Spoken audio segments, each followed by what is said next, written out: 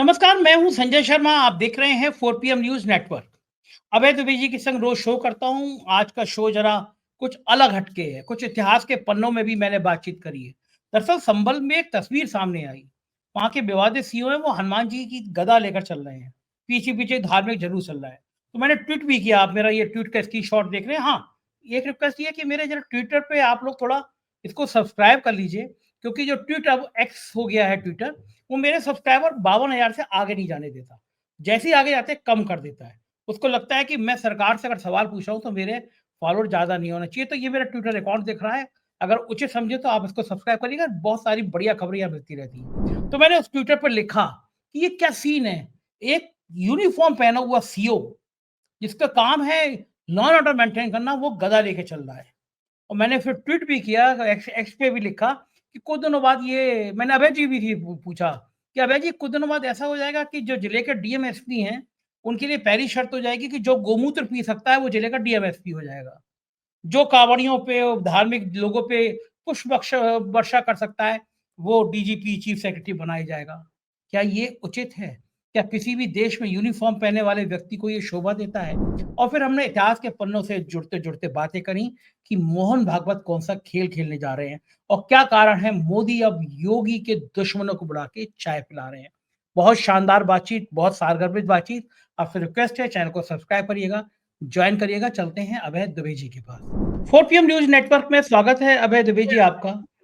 हम लोग कई बार शो करते थे तो ये क्लाइंट कहते थे कि मणिपुर का माँ भी नहीं निकलता प्रधानमंत्री जी के मुंह से। तो वास्तव में वो मणिपुर के नाम से डर जाते हैं, मणिपुर का माँ भी नहीं बोलना चाहते। लेकिन आज उन्होंने मणिपुर का नाम लिया। अपने ट्विटर में, अपने एक्स पे उन्होंने मणिपुर का नाम लिया।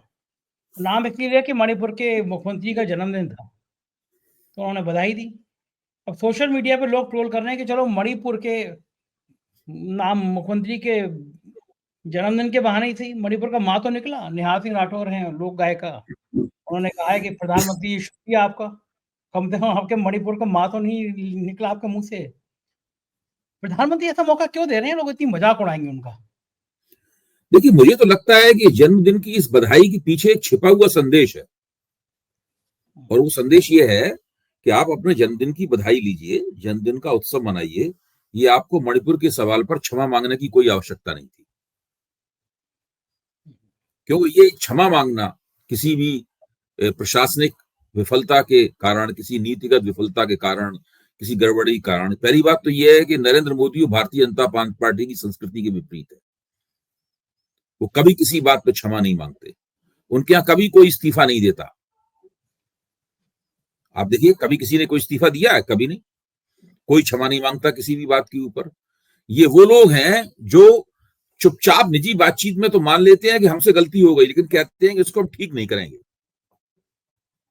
जो बोल दिया सो बोल दिया। हाँ, और ये पिछले 10 साल से चल रहा है लगातार। मैं इसके उदाहरण भी पेश कर चुका हूं। आपके दर्शकों के लिए बात ताजा हो जाए, आपको याद होगा कि पूना फिल्म इंस्टीट्यूट के जो पूना फिल्म इंस्टीट्यूट का इंचार्ज जिन्हें बनाया गया था, जिन्होंने महाभारत में युधिष्ठिर का रोल किया था, उनके खिलाफ जब छात्रों ने आंदोलन किया तो उन छात्रों को बुलाकर अरुण जेटली ने, जो उसको सूचना प्रसारण मंत्री थे, उनको अलग से दिल्ली में मिले और कहा कि हम मानते हैं कि हमसे गलती हो गई, लेकिन हम इसको बदलेंगे नहीं। बिल्कुल इस मामले में उनका स्पष्ट है। जब उन्होंने किसानों के 3 कानून भी बदले, उनको वापस लिया, तब भी नरेंद्र मोदी ने यही कहा था कि हम आपको समझाने में असमर्थ रहे, हमारे कानून तो ठीक ही थे, हमारी तपस्या में कमी रह गई, हम आपको अपनी बात समझा नहीं पाए, हमारे कानूनों में कोई कमी नहीं थी। यही कहा था नरेंद्र मोदी। गलती कभी नहीं स्वीकार करते। अच्छा, अब बीरेंद्र सिंह ने अपनी गलती स्वीकार कर ली, तो ये चीज नरेंद्र मोदी को थोड़ी सी नापसंद आई होगी। तो खुल के तो वो कह नहीं सकते कि आपको गलती स्वीकार करना है, कि क्या जरूरत थी। इसलिए मुझे लगता है कि इस जन्मदिन की बधाई के अंदर एक ही संदेश छिपा हुआ है कि ये आप गलती स्वीकार करना छोड़िए, जन्मदिन का जश्न मनाइए और मणिपुर में जो हो रहा है वो होने दीजिए, क्योंकि यही हमारा प्रोजेक्ट है। मणिपुर में जो हो रहा है वो राष्ट्रीय स्वयंसेवक संघ का हिंदुत्ववादी प्रोजेक्ट है। आपने संघ की बात कही थी। हाँ, बिल्कुल देखिए, आपने संघ की बात की तो मुझे मोहन भागवत जी और केजरीवाल नजर आ गए। केजरीवाल पता नहीं दिमाग कहाँ से निकाल के लाते हैं। उन्होंने सीधा-सीधा मोहन भागवत को चिट्ठी लिख दी। कि सुना है कि आप संघ कह रहा है बीजेपी के लोगों को वोट दो, बीजेपी को वोट दो। उन्होंने 2-3 बिंदुओं पे चिट्ठी लिखी और चिट्ठी बड़ी बवाल मची हुई है, वायरल हो रही है। क्या लगता है इस चिट्ठी का क्या असर होगा? कुछ असर होगा, केवल सनसनी फैलाई है केजरीवाल ने या सही जगह चोट करी है, बीजेपी के एक चरित्र को सामने लाने की बात की है? आपको क्या लगता है ये चिट्ठी राजनीति के पीछे का खेल क्या है? देखिए, पहली बात तो ये है, केजरीवाल ने मोहन भागवत को पहली बार चिट्ठी नहीं लिखी। आपको ध्यान होगा जब सुप्रीम कोर्ट ने इन्हें चुनाव प्रचार के लिए लोकसभा चुनाव के दौरान छोड़ा था, उस वक्त भी बाहर निकलकर अरविंद केजरीवाल ने मोहन भागवत को चिट्ठी लिखी थी और उसके अंदर कई बिंदु यही सवाल उठाए थे, क्या भाजपा ऐसा कर रही है उचित है, क्या ये मुसलमानों को गाली दे रहे हैं उचित है, ये सब बातें केजरीवाल ने उठाई थी। उस वक्त भी हम लोगों ने टीवी पे बैठकर चर्चा की थी। तकरीबन उसी तर्ज पर केजरीवाल ने फिर से ये चिट्ठी लिखी है और ये सब बातें अब इस बार दिल्ली के चुनाव के संदर्भ में बातें कही हैं। दरअसल अरविंद केजरीवाल बहुत ही जबरदस्त किस्म के रणनीतिक मानस के धनी है। तो वो ये मानते हैं कि कुछ ना कुछ भारतीय जनता पार्टी और राष्ट्रीय स्वयंसेवक संघ के बीच में एक अंतर्विरोध है, कुछ है जो दोनों के बीच में पूरी तरह 100% पटती नहीं है दोनों की किसी मसले पर। तो वो 100% जो नहीं पटती है उसी को किसी ना किसी तरीके से वो जैसे कहते हैं मुखर करना चाहते हैं उसको। यही कोशिश पिछली बार की थी और यही कोशिश इस बार उन्होंने की है। तो इससे कोई भी ऐसा तरीका नहीं खोजना चाहते। आखिरकार वो ये सब चिट्ठी लिखते हैं, वो कहते हैं कि भाई यहाँ पे जो वोट कटवाए जा रहे हैं, पूर्वांचलियों के वोट कटवाए जा रहे हैं वगैरह वगैरह, इस पे आपको क्या ठीक लग रहा है, वोट खरीदे जा रहे हैं, आप इसकी निंदा क्यों नहीं करते। तो इन सवालों के जरिए चाहते हैं कि डिस्कोर्स में इस सवाल के ऊपर बहस में तेजी आए और लोगों के दिमाग में ये सवाल जाए। ऐसा कोई तरीका नहीं खोजना चाहते, छोड़ना चाहते, इसके जरिए वो इन सवालों को रेखांकित कर सकें और लोगों के सामने नए सिरे से पेश कर सकें। क्योंकि जितने बार ये सवाल पूछे जाएंगे, जितने बार इन सवालों के ऊपर चर्चा होगी, कभी तब जबकि उनके अलग से प्रेस कॉन्फ्रेंस करें, कभी तब जब वो मोहन भागवत को पत्र लिखें, या आप बीजेपी की तरफ से जब इसका जवाब आएगा तब फिर इस सवाल के ऊपर चर्चा होगी। तो ये तो इस पूरे मसले को डिस्कोर्स में रखने, बहस में रखने की भी एक बड़ी अच्छी रणनीति है।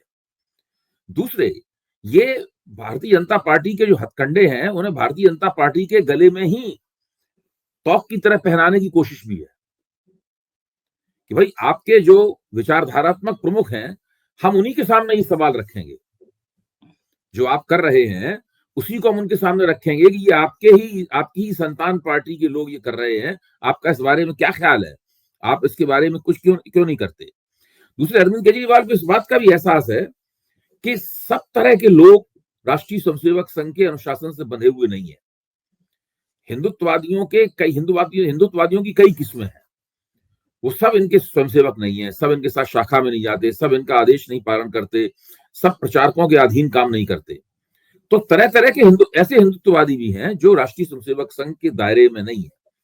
तो वो सब तरह के बुझाते, इन सबके बीच के जो अंतर्विरोध हैं वो अपने आप में स्पष्ट होकर सामने आए और मुखर हों, ताकि इनकी कतारों के अंदर थोड़ी दिक्कत पैदा हो, थोड़ी आपसी टकराव आए। मुझे तो लगता है कि उनकी कोशिश ये है। दूसरी तरफ मोहन भागवत की तरफ से की समस्या क्या है? मोहन भागवत की समस्या यह है कि उन्होंने पिछले 10 साल से लगातार उनकी ही पार्टी सत्ता में है और वो भी सत्ता का सुख भोग रहे हैं।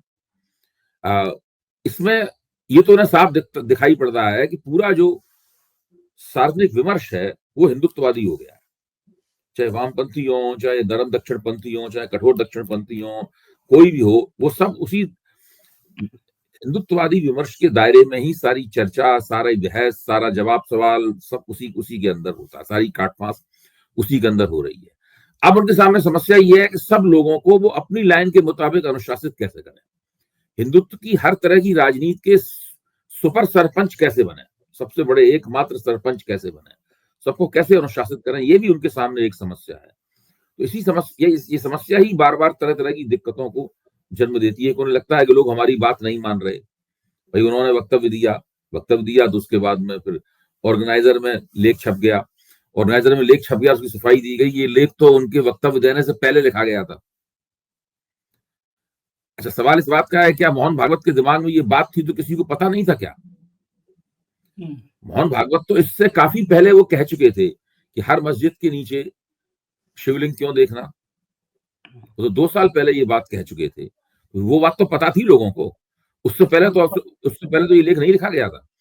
फिर ये भी एक देखने वाली बात है कि मोहन भागवत के वक्तव्य के बाद में योगी आदित्यनाथ ने एक वक्तव्य दिया है। इसमें उन्होंने साफ तौर पर कहा, योगी आदित्यनाथ ने, कि ये हिंदुओं के मंदिर लगातार तोड़े जाते रहे हैं और इस प्रकार का जो आध्यात्मिक अन्याय हुआ है उसको सहते हुए हम कोई भौतिक विकास नहीं कर सकते। भाई उन्होंने ये वक्तव्य दिया है, तो उसको आप कैसे कहेंगे कि उनकी तारीख से पहले नहीं दिया गया वक्तव्य? उन्होंने वक्तव्य दिया उसकी तारीख से पहले नहीं, उसकी तारीख के बाद ही उन्होंने वक्तव्य दिया है। तो ये सब देखिए बिल्कुल बेकार की बातें हैं। मोहन भागवत ने जो कहा है वो बहुत सारे लोगों को पसंद नहीं आया और वो तरह तरह से उसकी अभिव्यक्तियां कर रहे हैं। ये बात सही है कि 5 जन में एक लेख छपवा के हाल ही में उस पूरे वक्तव्य को जो ऑर्गेनाइजर में वक्तव्य छपा था उसकी लीपापोती की गई है। लेकिन ये सवाल तो रह ही जाएगा कि संभल में जो हो रहा है उसको मोहन भागवत स्पष्ट रूप से रोकने के लिए क्यों नहीं कहते? योगी आदित्यनाथ अगर योगी आदित्यनाथ का हाथ आपकी पीठ पे है तो आप उससे क्यों नहीं कहते कि संभल में हो रहा है इसको बंद कीजिए? इसका मतलब योगी आदित्यनाथ ने भी तो कहा है भाई ये आप ऐसा नहीं कर सकते, हम तो लगातार टूटे हुए मंदिरों की खोज करते रहेंगे। सही बात है। तो वो खुद ही मोहन भागवत की बात को मानने से इनकार कर रहे हैं।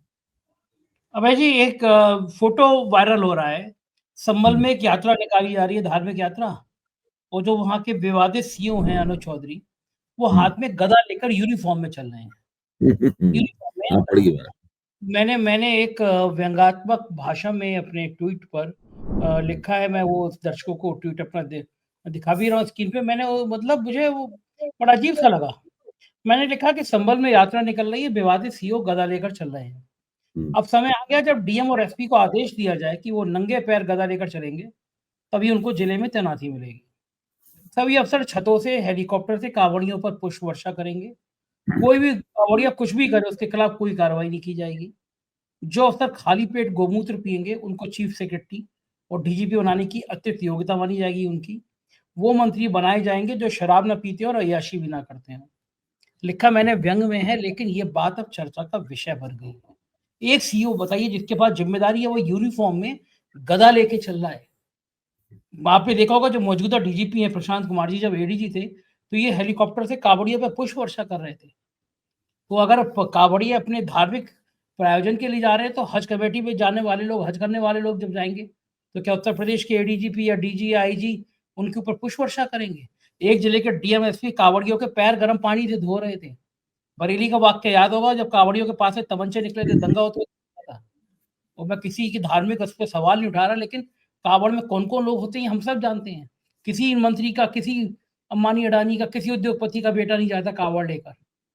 लेकिन यूनिफॉर्म में इस हद तक अगर अफसर उतर आएंगे, तो ये एक देश में खौफनाक माहौल नहीं, अफसर भी अब ये करने लगेंगे।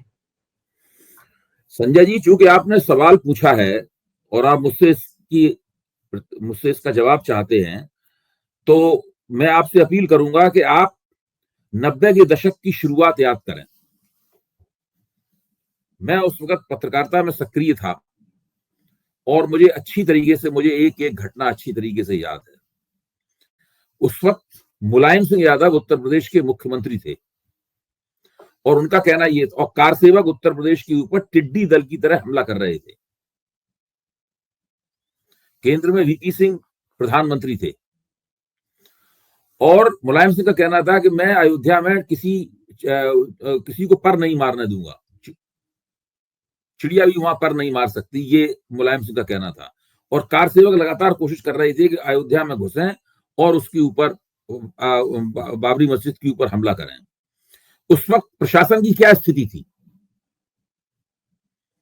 मेरा मानना है कि उत्तर प्रदेश के ब्यूरोक्रेसी के कई आला अफसर मुलायम सिंह के मुख्यमंत्री रहते हुए भी कारसेवकों की और राम जन्मभूमि आंदोलन की मदद कर रहे थे।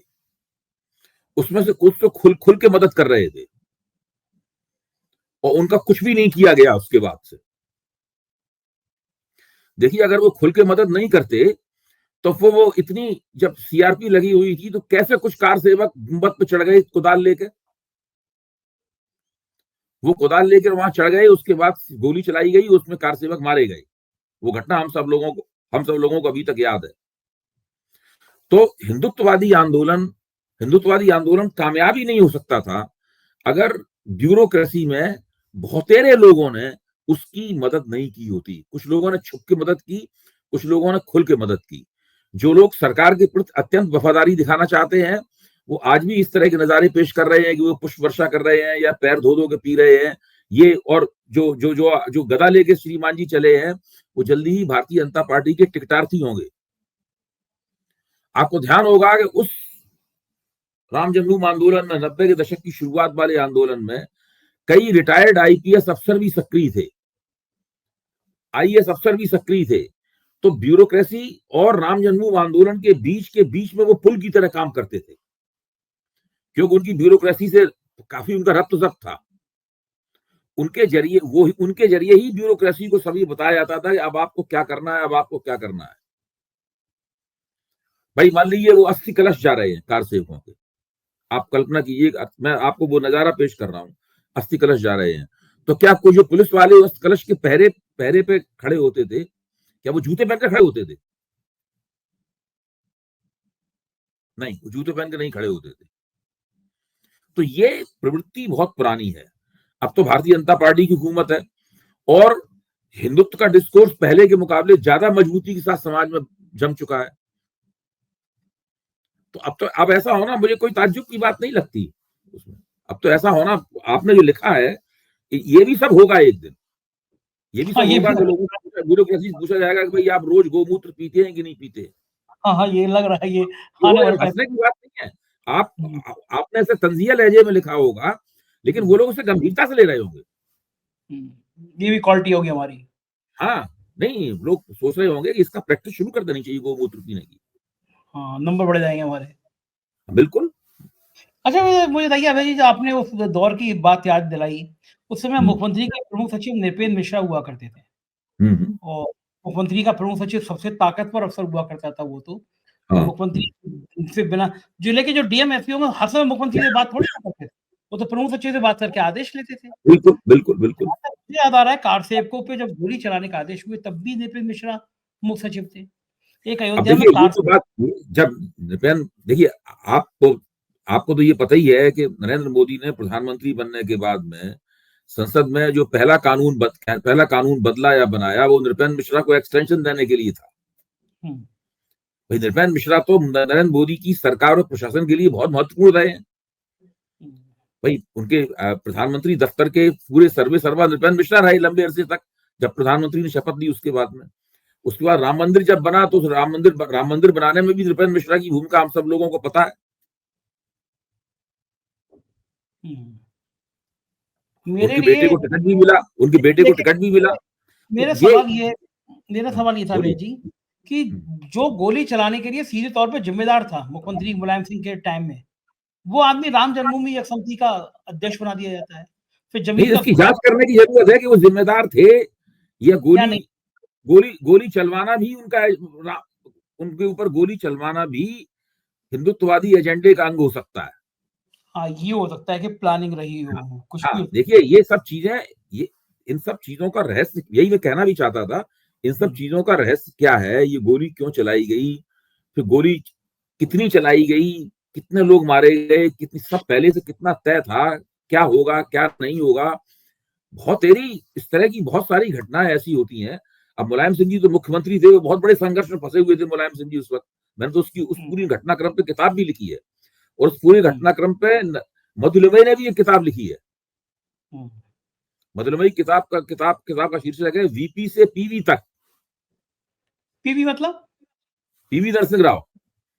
अच्छा, वीपी से पीवी तक, ओके। हाँ, वीपी से पीवी तक, ये उन्होंने किताब भी लिखी है।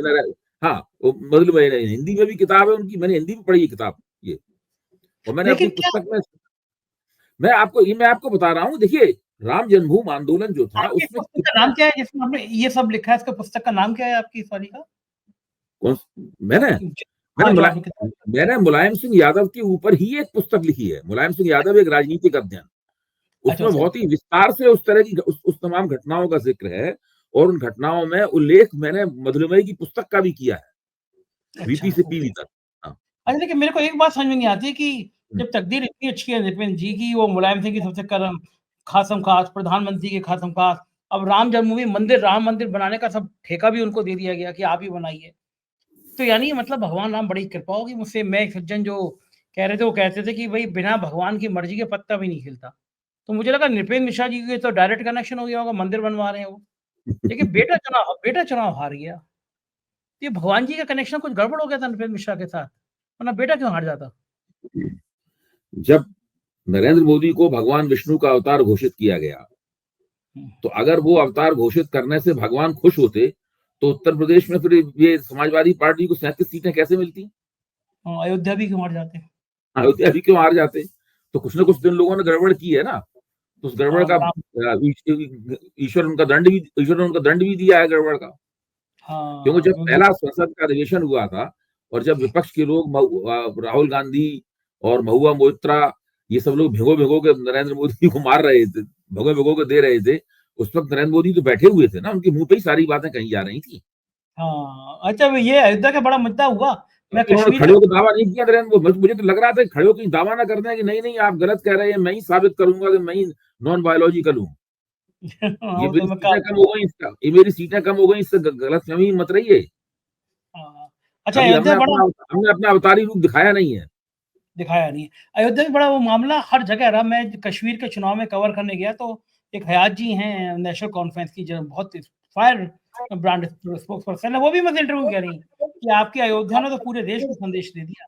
अयोध्या इनका बड़ा नाजुक पॉइंट हो गया, अयोध्या चुनाव हारना। इसीलिए मिल्कीपुर का चुनाव किसी न किसी साजिश से टाला जा रहा है कि अयोध्या की एक विधानसभा अभी है, अभी तक नहीं हो पाया। हाँ, जी, नहीं हो पाया। एक दूसरा ठीक है। मुद्दा पॉलिटिकल बड़ा खड़ा हाँ, हो रहा है उत्तर हुँ, प्रदेश में। अनुप्रिया पटेल के पति हैं आशीष पटेल, हमने ज़िक्र भी किया था कल। एक मामले में साहब फँस गए मंत्री जी। आरोप है कि करोड़ों रुपए डील करके प्रमोशन की जगह डायरेक्ट नई भर्ती से प्रमोशन कर दिया गया। इस तरह के आरोप हुँ, लगे। हुँ, अनुप्रिया पटेल ने योगी को चिट्ठी लिखी थी, योगी जी ने निपटा दिया, एसटीएफ को जाँच दे दी गई। इसके बाद पिछड़ों की राजनीति शुरू हुई। वो कुर्मी बिरादरी से आते हैं, बड़ा उनने गुस्से वाला पोस्ट लिखी, विधायक को मत हाँ, समझना, जिसको थप्पड़ मारा गया था, मैं तो उसको उस तरह का आदमी नहीं हूँ, उस तरह का धमकाने वाला। कल उन्हें मंत्री जी ने फेसबुक पे लिख दिया। लेकिन इसी बीच में उत्तर प्रदेश की राजनीति फिर सक्रिय हो गई। जब मंत्री अनुप्रिया पटेल के पति का अपमान कह लीजिए, जाँच कह लीजिए, एसटीएफ का इन्वॉल्वमेंट कह लीजिए, कुर्मी समाज जिस समय गुस्से में आया, उसी समय तस्वीर सामने आई कि ओपी राजभर अपने बेटे के साथ प्रधानमंत्री के संग चाय पी रहे हैं। लोगों ने कहा ये अचानक ओपी राजभर मोदी जी के पास कैसे पहुँच गए? कहाँ तो ये पिछड़ों को लेकर उत्तर प्रदेश में योगी के खिलाफ सौगार्दी और राजभर पहुँच गए वहाँ। तब तक मोदी जी के विरोधी माने जाने वाले रायबरेली से जो चुनाव लड़े थे गांधी परिवार के खिलाफ, मंत्री हैं दिनेश प्रताप सिंह। योगी जी की वहाँ की जो विधायिका अदिति सिंह वो उनको प्रिय हैं, लेकिन अदिति और दिनेश के 36 के आंकड़े हैं। फ़ोटो आ गए कि दिनेश जी को प्रधानमंत्री जी चाय पिला रहे हैं परिवार सहित। यानी ये जो योगी के विरोधी हैं, पिछले 48-72 घंटे में मोदी जी ने इन सबको चाय पे आमंत्रित कर लिया। क्या माना जाए उत्तर प्रदेश में जो शांत पड़ा था माहौल, राजनीति शांत हो गई थी, संभल के बाद जिस तरह एक्टिव हो रहे हैं योगी आदित्यनाथ, कोई दिल्ली दरबार फिर साजिश कर रहा है योगी का सिंहासन डुलाने की, कि अगर ऐसे ही हिंदुत्व पे काम करते रहे तो हमारा सिंहासन खतरे में ना आ जाए। देखिए आपकी बात सुन के मेरा एक आपसे एक जिज्ञासा हो रही है, मैं आपसे पूछूं कि नरेंद्र मोदी के साथ चाय पीने के लिए किस तरह की पात्रता आवश्यक है? योगी का विरोध। जैसे मैं अगर चाहूँ कि मैं भाई प्रधानमंत्री नरेंद्र मोदी के साथ चाय पान करूँ, भाई मैं एक पुराना पत्रकार हूँ, मैं सोशल साइंटिस्ट भी हूँ, लोग मुझे जानते भी हैं और अभी भी पूरी दुनिया पत्रकारिता के क्षेत्र में सक्रिय हूँ। पूरी मैं पूरी कहीं दुनिया चला जानती जाता हूँ, लोग कम से कम पहचान लेते हैं, कुछ आवाज़ सुन के पहचान लेते हैं, कुछ चेहरा सुन के पहचान लेते हैं। तो अगर मैं देश के प्रधानमंत्री के साथ में एक 10 मिनट गुज़ारना चाहूँ और मैं उनसे अगर अपॉइंटमेंट लूँ, उनसे कहें भाई कि भई प्रार्थना भेजूँ उनके यहाँ कि मैं आपके साथ 1 कप चाय पीना चाहता हूँ। अगर आप अपने यहाँ ना बुलाना चाहें तो मेरे यहाँ आ जाइए, मैं आपको चाय पिलाऊँगा। मैं तो उनके साथ चाय पीना चाहूँ। तो आप बताइए क्या मुझे अपॉइंटमेंट मिलेगा? नहीं मिलेगा, बिल्कुल नहीं नहीं मिलेगा। मिलेगा, किसी कीमत पे नहीं मिलेगा। मेरे ख्याल से मैं वर्षों कोशिश करता रहा हूँ तब भी मुझे अपॉइंटमेंट नहीं मिला। हुँ, भारतीय जनता पार्टी के एक राष्ट्रीय प्रवक्ता थे, जिनको 2014 में ही राष्ट्रीय प्रवक्ता बना दिया गया था। तो राष्ट्रीय प्रवक्ता बनाने के बाद में एक बार नरेंद्र मोदी एक सार्वजनिक कार्यक्रम में, यहाँ कई लोग शामिल थे, काफी लोग थे, और मोदी जी भी गए हुए थे, तो वहां वो मोदी जी के पास मौका निकाल के गए और उसने कहा कि मैं आपसे 5 मिनट के लिए मिलना चाहता हूँ। मोदी जी का ठीक है, आप वो बता दीजिए, समय आपको मिल जाएगा। उसके बाद 2 वर्ष बाद मुझे मिले, वो बोले मुझे आज तक मोदी जी से मिलने का टाइम नहीं मिला। अच्छा, अब आप सोचिए कि मोदी जी से जो ना मेरे जैसा व्यक्ति मिल सकता है, मैं तो भाजपा का खैर आलोचक माना जाता हूं, लेकिन जो भारतीय जनता पार्टी के राष्ट्रीय प्रवक्ता थे, उनको भी 2 वर्ष तक मोदी जी से मिलने का टाइम नहीं मिला। मुझे अच्छी तरह याद है कि 2015 का जब दिल्ली विधानसभा का चुनाव हो रहा था, उस वक्त दिल्ली भाजपा के एक सबसे बड़े नेता ने, जो टीवी बहस में मेरे साथ शामिल थे, उन्होंने बीच में चायपान के वक्त कहा कि मोदी किसी से नहीं मिलता, वो उसी से मिलता है जिससे मिलना चाहता है। आप समझ रहे हैं कि मैं कहां ले जाना चाहता हूं बात को? देखो ठीक बात है। मोदी जी से ना मैं चाय पी सकता हूं, ना उनके साथ आप चाय पी सकते हैं, ना पार्टी में उनके जो वफादार सिपहसालार हैं वो मोदी चाय पी सकते हैं। मोदी जी उसी के साथ चाय पीते हैं जिससे वो चाय पीना चाहते हैं।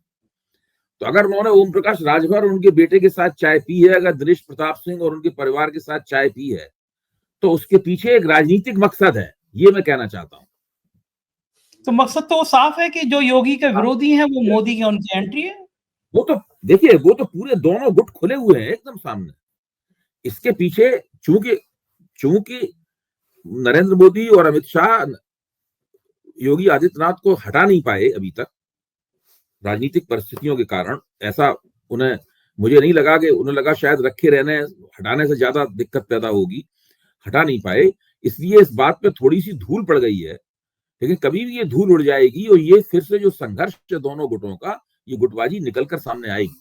ये बच नहीं सकती गुटबाजी निकलना, क्योंकि जो दोनों उप मुख्यमंत्री हैं, जो योगी आदित्यनाथ की सरकार में योगी आदित्यनाथ के खिलाफ जो एक न्यूक्लियस है, उस न्यूक्लियस के केंद्र में दोनों उप मुख्यमंत्री हैं। और उन उप मुख्यमंत्रियों के जो चहेते पत्रकार हैं, वो लगातार उनके पक्ष में तरह तरह के वक्तव्य भी जारी करते रहते। ये चल रहा है। लेकिन जब इस बीच में अगर ये बैकवर्ड के नाम पर आशीष पटेल, ओपी राजभर, इस तरह संजय निषाद, ये सब लाइन लगती रही, तो जो योगी जी का बटोगे तो कटोगे नारा है कि बैकवर्ड को इकट्ठा कर लो, वो नारा तो खत्म हो जाएगा। नहीं, तो तर्क ये है कि राष्ट्रीय स्वयंसेवक संघ इस मामले में लोग एकताबद्ध भी हैं, बहुत से मामलों में संघर्ष भी है, और एक दोनों, हम लोगों को दोनों बातें देखनी चाहिए, किन बातों पे इन लोगों में संघर्ष है और किन बातों पर एकता। इस सवाल के ऊपर इनके ऊपर एकता। इनकी कोशिश ये है किसी तरीके से कि हिंदुत्ववादी प्रभाव में आकर बैकवर्ड वोट देना शुरू कर दें, या मान लीजिए जैसे 90 के दशक में या 2014 के बाद कई साल तक ऐसा रहा, दलित वोट देना शुरू कर दें। तो ये भी इनकी एक तरफ से कोशिश है। तो वो नारा जो है ना, वो नारा तो उनको मुफीद है उस लिहाज से, उनकी विचारधारात्मक गोटी लाल करने और हिंदुत्ववादी वोटरों की गोलबंदी के लिहाज से वो सही है। लेकिन दूसरे तमाम मुद्दों पर जो उत्तर प्रदेश सरकार में जो आदित्यनाथ विरोधी लॉबी है, आप देखिए ना, आप जब भारतीय जनता पार्टी के राउज एवेन्यू दीनदयाल उपाध्याय मार्ग स्थित दफ्तर में ये लोग जाते हैं, तो वो कौन लोग हैं जिनका स्वागत करते हैं, जिनके साथ ये हंसते बोलते हैं और गलबहियां डालते हैं। हमने उनकी तस्वीरें भी देखी हैं, हम उन लोगों को अच्छी तरीके से जानते हैं। ठीक बात है।